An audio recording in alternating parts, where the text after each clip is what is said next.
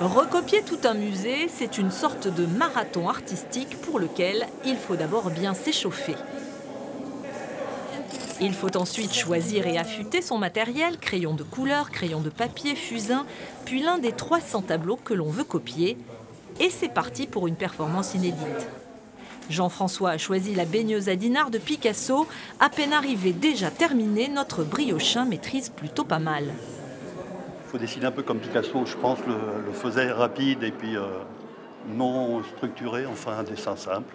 Vous êtes en train de me dire que copier un Picasso, c'est tout à fait ça. Oui, non, sur un dessin comme ça, c'est plus facile. Le faire, le créer, le monter, c'est complètement différent. Si le défi a séduit beaucoup de pros, il y a aussi des amateurs et puis à chacun sa technique. Malo préfère copier ce Picasso au détail près. Je préfère les dessins de proportions plutôt réalistes. Et du coup, j'ai préféré prendre celui-là.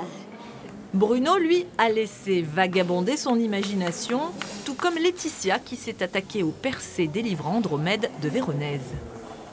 Tout le monde n'est pas véronaise, donc voilà. Moi, ce qui m'intéresse, c'est pas forcément de faire une copie parfaite, mais de mettre vraiment de l'expression, l'expressivité dans le geste et puis de le traiter un petit peu à ma façon. Recopier tout un musée comme ça, c'est retraverser le processus de création des œuvres, mais c'est aussi du coup les faire siennes.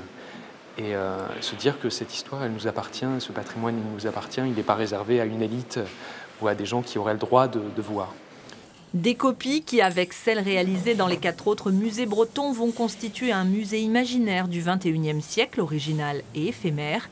Des œuvres qui seront présentées au Champ Libre à Rennes du 15 au 30 septembre.